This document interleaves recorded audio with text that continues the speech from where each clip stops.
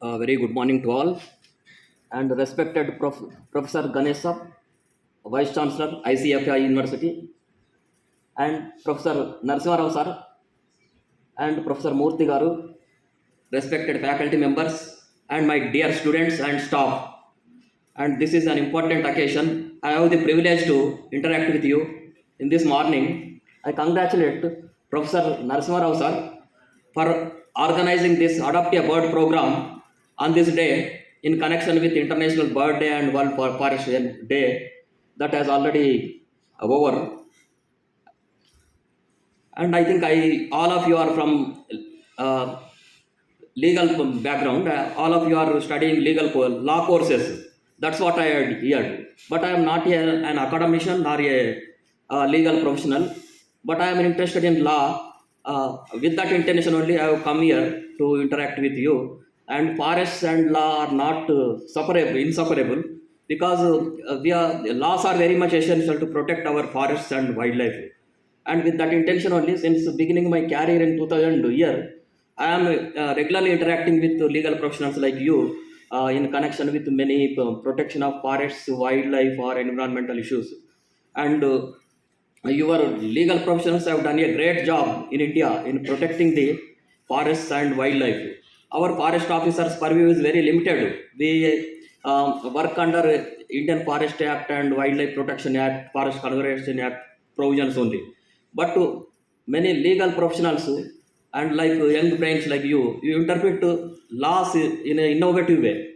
Uh, that's why many legal professionals, they have filed public interest litigation petitions in the High Court and Supreme Court, and there were many environmental doctrines have evolved. And with the intervention of Supreme Court and High Courts, and we could able to protect our forests and wildlife and resolve many environmental issues amicably. And we have a long history of forests in India. I mean, as you know, Britishers are the pioneer in making forest laws. And the 19th century, they have come to India, and they were basically they have come. They are the superior naval forces, and they used their timber sources, and they have constructed very good ships, and so that if they could able to, whoever has superior naval forces, they could able to conquer the world. And timber was the important raw material for building ships, and the oak trees were the important tree species in Europe, and these European forces, colonial forces, they have constructed ships, and they have with the intention of trading, and they have come to India. And after exhausting their forest resources, they have started exploiting our Indian forest resources, because we have teak, sal, and other important timber species, tropical timber species. They were exploiting, and they were the pioneers in making laws also, because this India forests were managed traditionally, and there were not much codified laws.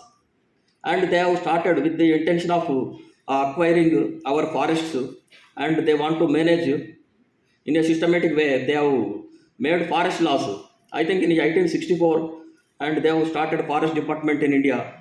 And 1865, they have made first Indian Forest Act in India. And subsequently it was amended in 1927, and that is still being followed in India, Indian Forest Act 1927. And basically because these rights are essential for protecting our forests effectively.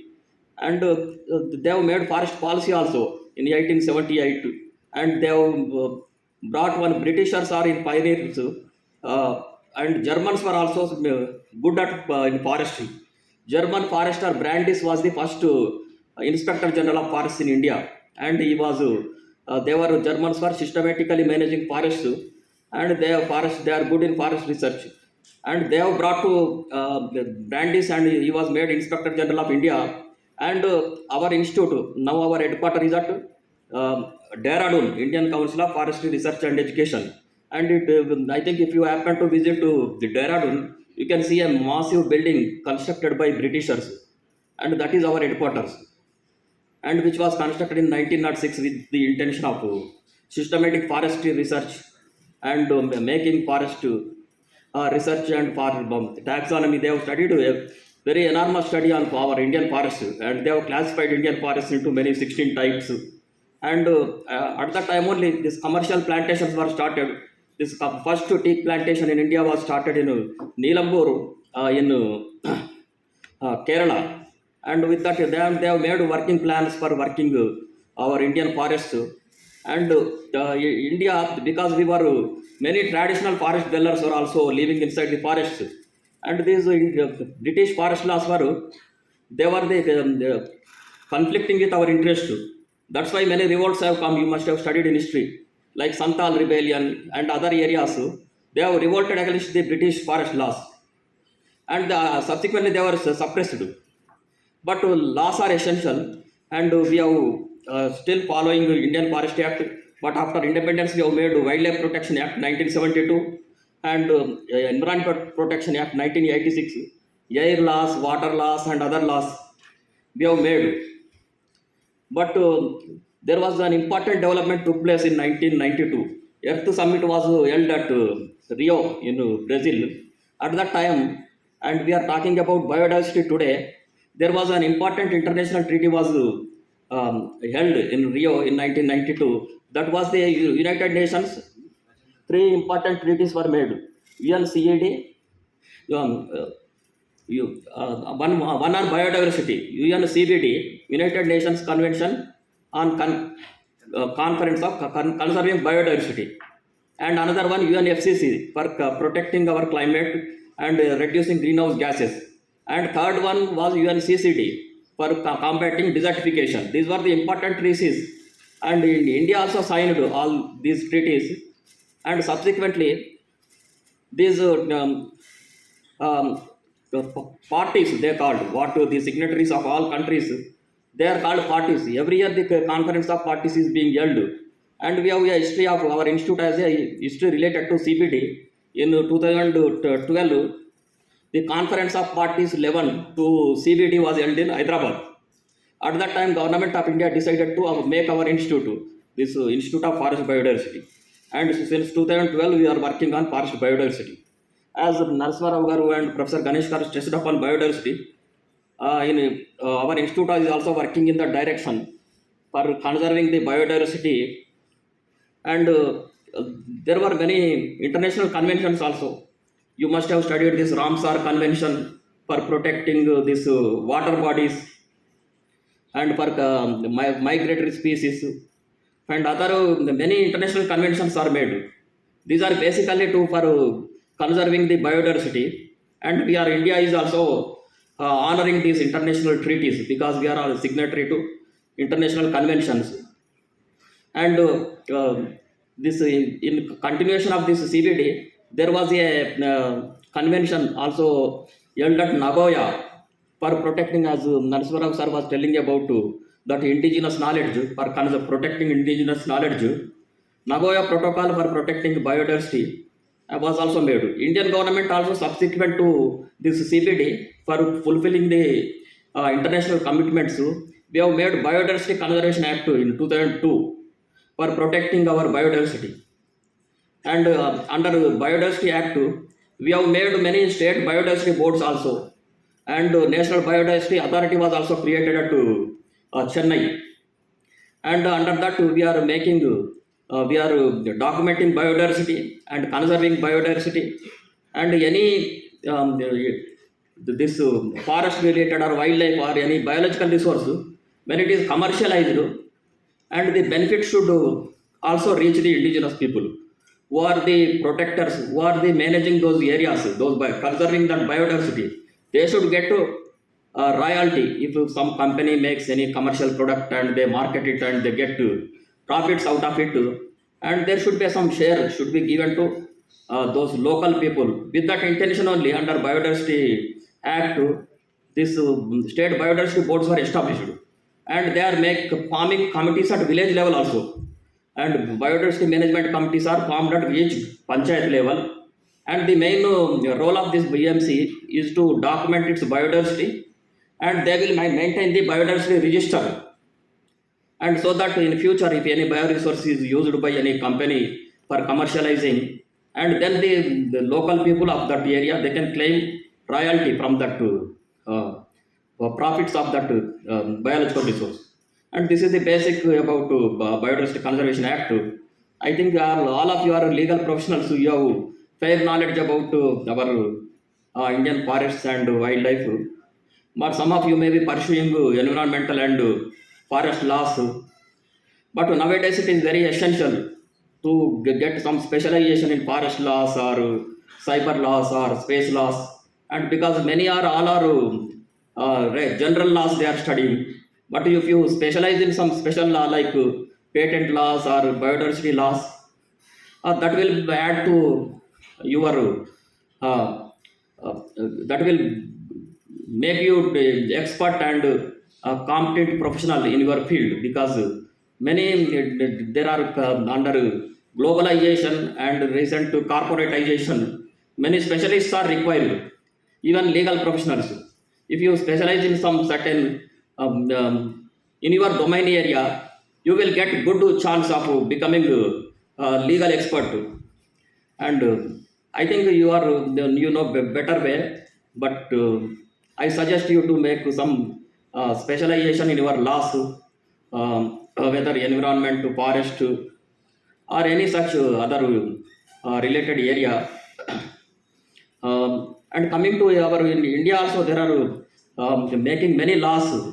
India is having the largest number of laws, even in our forest and environment issue. Yeah, under 1986 Environment Protection Act, there were many rules were made. This coastal regulation zone rules,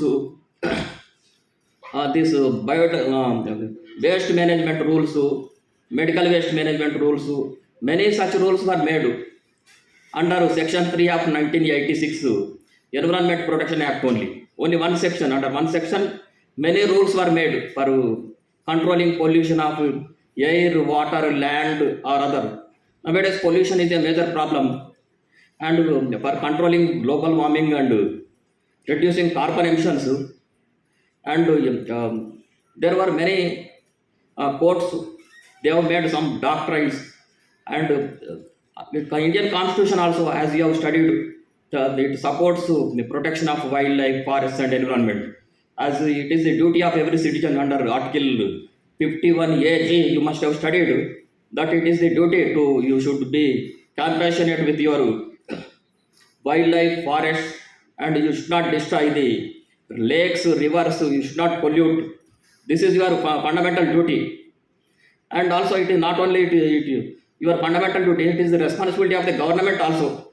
Under, I think, Article 48, you must have studied that there is a it is the responsibility, directive principles of state policy. It says it is the responsibility of the government to protect the environment and forest. Not only that, and whenever I think you will file a PIL under Article 32 in High Court, Supreme Court, under Article 226 in High Court, whenever your fundamental rights are violated. But if you destroy the environment, fundamental rights of the people are also affected. Many polluting industries, they are polluting the rivers, lakes, water bodies, polluting the land, polluting the groundwater, and they are responsible for many diseases and all other ailments. And you can file when your Article 21, what you says, it is the right to life, it is affected. Many fishermen's life are affected when water bodies are polluted, rivers, lakes, coastal areas, and they are polluting, they are releasing waste into this river, sea, affecting the right to life of the people. And what you do, you will file public interest litigation. And with the intervention of people, legal professionals like you only, their rights are protected. And because our forest officials do very less, but you will do more. And that's why many high courts have, Supreme Court, they have made legal doctrines like public trusteeship doctrineship.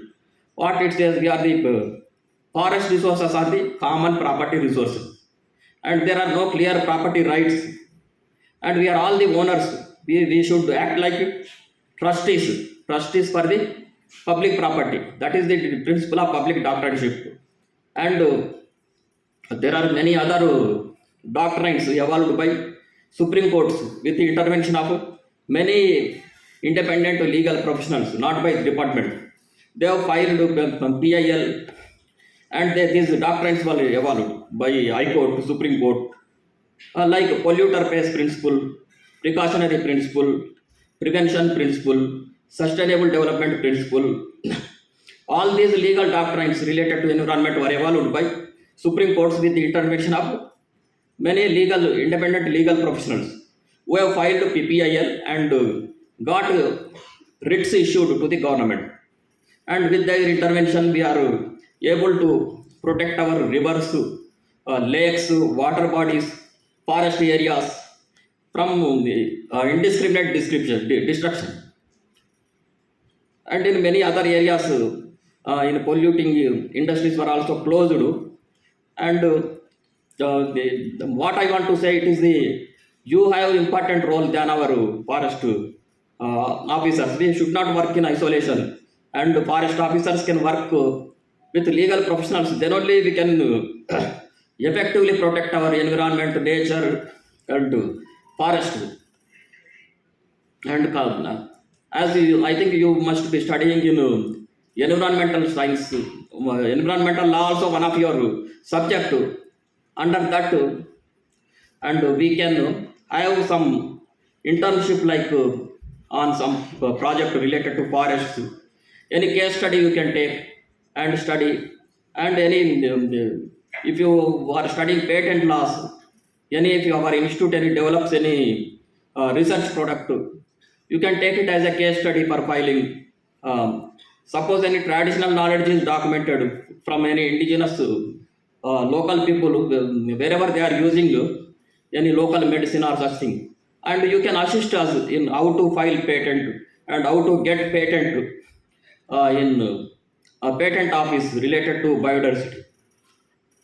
And this with that intention only we are making this and today's MOU with under the leadership of director Professor Narasimha sir, and we are making MOU, and this will in future also we will be working together, and your students you can visit our institute. We have 9 other institutes in all over India under ICFAI Dehradun, and you can work with our institutes, and you can develop some concept, and you can some work on some internship, make a project, and that will add to your biodata. And if you suggest anything, we will also try to help you in, and we will also take your guidance in working, because we will also receive some many projects of environment ministry, and related to this application of laws, preservation of biodiversity, and protection of environment, and environmental impact studies. Environmental impact study is also important thing. Many corporates they need for commissioning their projects. Environmental study is essential under environment protection rules. And EIA study is also important, and filing of this EIA reports and is also essential. And conserving biodiversity is not an easy thing nowadays. Under Wildlife Protection Act, we have made many sanctuaries, national parks, and they are helping us to conserve biodiversity. And even in this state government, they can't divert any single piece of land without the approval of the central government. But it is highly impossible to divert any sanctuary area, national park area without the approval of the Supreme Court. Supreme Court has to give approval after recommendation of the MOEF, Central Empowered Committee, State Biodiversity Board, Central Wildlife Board. If all these also approved, ultimately it should be heard in the Supreme Court. Then only any national park area can be diverted. But it is highly impossible. Whenever any area is declared as national park, we can't divert any land area from the national park, even for any development work. That's why nowadays these laws are becoming stringent, especially environmental laws. And this role of your legal professionals also important. Many corporates they hire legal professionals. Some of them you may become practice law in International Court of Justice or some other UN organization, and you can have the habit or special habit of having specialization or interest in certain subject that will help you in building up your career. And with this, I thank this giving the opportunity for coming to your institute, and I very much thankful to your vice chancellor sir Ganesh sir and Narasimha sir this giving this opportunity, and for inviting me, and calling organizing with all of you. I wish you all the students for your successful career, and I thank all faculty and staff and for organizing this today's program. Thank you very much.